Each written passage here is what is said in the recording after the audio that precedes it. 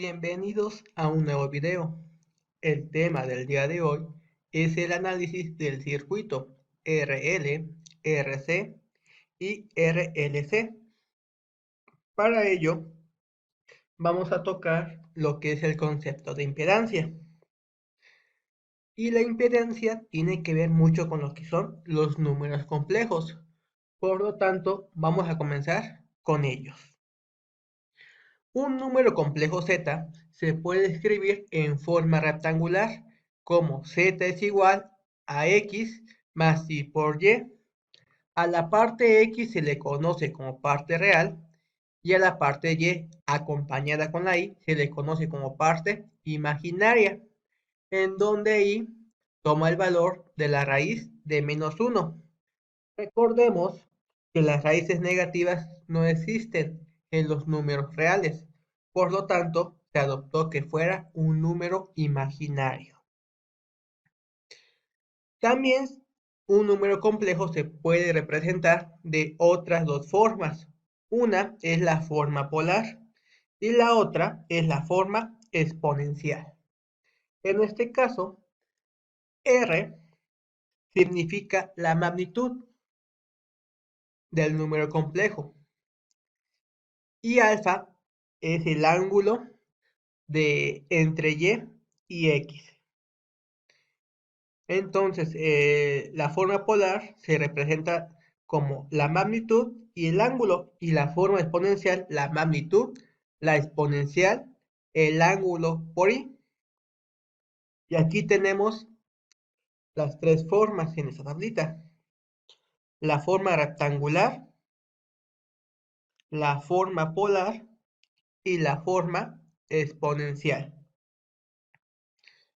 Como nos damos cuenta, es importante tener el valor de x y y o el valor de la magnitud y un ángulo. Vamos a analizar cómo convertir de rectangular a polar y viceversa. Vamos a tomar lo que es un eje de coordenadas. Vamos a tomar a x como la parte real y a y como la parte imaginaria. Son ejes ortogonales que forman 90 grados. Y vamos a tomar un punto cualesquiera del plano. Por ejemplo, este de acá va a tener coordenadas en x y coordenadas en y, x y y. Si nos damos cuenta, se forma lo que es un triángulo rectángulo. Por lo tanto, para calcular lo que es la magnitud, es decir, la distancia más corta del origen hasta ese punto, que sería la hipotenusa, se utiliza lo que es el teorema de Pitágoras, que dice que la suma de los cuadrados de los catetos es igual al cuadrado de la hipotenusa. X cuadrada más y cuadrada va a ser igual a r al cuadrado. Y para quitar el cuadrado sería con una raíz. Y para encontrar lo que es el ángulo, necesitamos utilizar una función trigonométrica. Como tenemos dos datos, x y y, la opción es con tangente o con cotangente. Para facilidad vamos a utilizar tangente.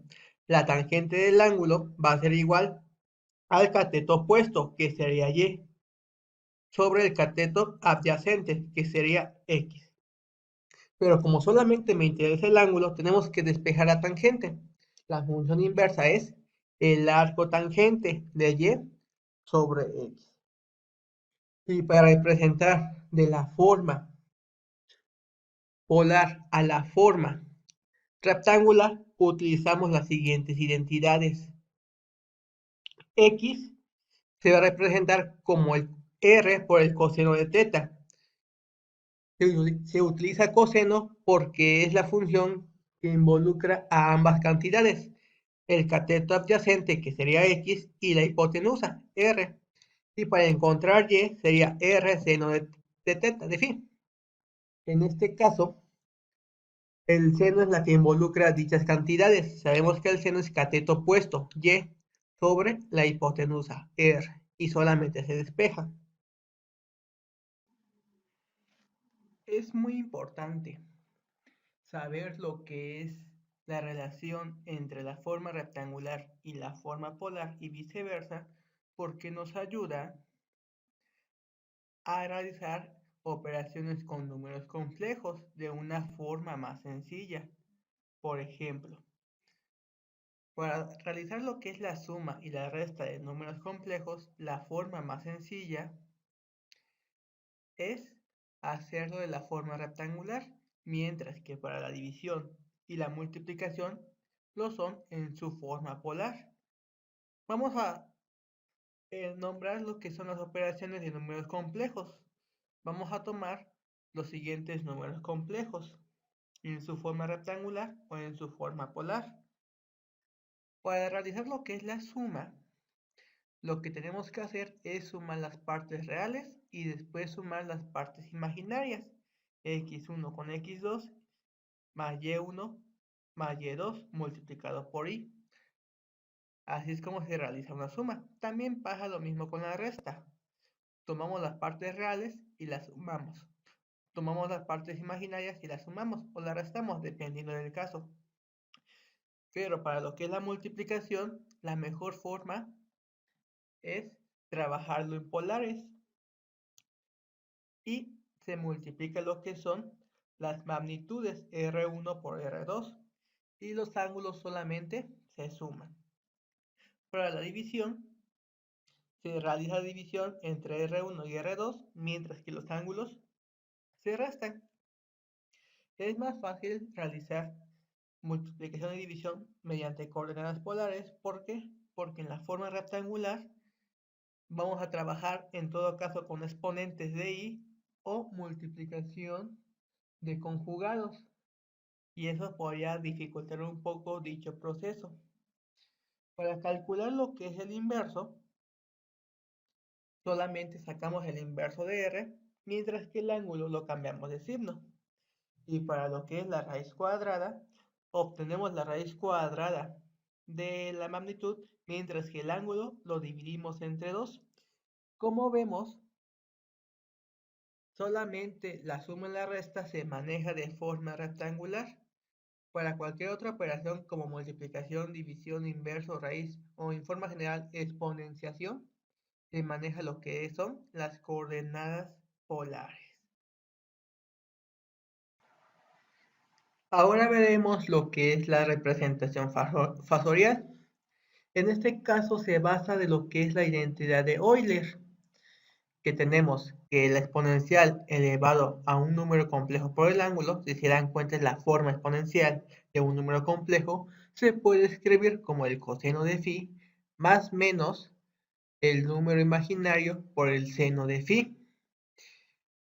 En este caso, si nos damos cuenta, se va a considerar el coseno de phi como la parte real del número complejo en su forma exponencial, mientras que el seno corresponde a la parte imaginaria del número complejo de su forma exponencial. Por lo tanto, si nosotros tenemos una senoide de la forma valor máximo o la amplitud por el coseno de omega t más phi, entonces si vemos que se trabaja un coseno, significa que vamos a trabajar con la parte real del número complejo en su forma exponencial, cuyo ángulo es omega t más phi. Entonces, como estamos trabajando con un exponencial, se puede separar en dos, como si estuvieran multiplicando. Aquí los tenemos. Y como se trabaja la parte real, significa que esta parte que tenemos acá se va a poder eliminar, quedando como el valor máximo por la exponencial elevado a omega t. Y de aquí vemos que el voltaje se puede escribir como el valor máximo y el ángulo de desfasamiento.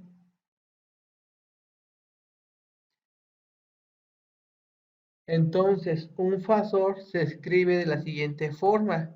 la magnitud RMS y el ángulo de desfasamiento. Esta es la forma que nosotros vamos a utilizar. Por ejemplo, vamos a representar en su forma fasorial la señal de voltaje de 180 por el seno de 377t menos 30. Vamos a calcular primero lo que es el voltaje RMS, que es igual a la amplitud sobre la raíz de 2, que sería 180 sobre la raíz de 2. Y encontramos que el voltaje RMS es de 127.28. Por lo tanto, la representación fasorial sería voltaje RMS y el ángulo, que en este caso vale menos 30. Esta es la forma fasorial para esta señal. Vamos a hacer otro ejercicio. Vamos a representar en su forma fasorial la señal I de t, que es igual a 10 el seno de 377t menos 45. En este caso es una señal de corriente.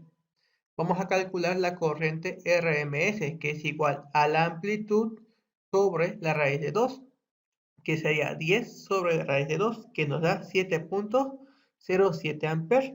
Por lo tanto, la forma fasorial sería la corriente RMS y el ángulo, que en este caso nos dio 7.07 y el ángulo que es de menos 45.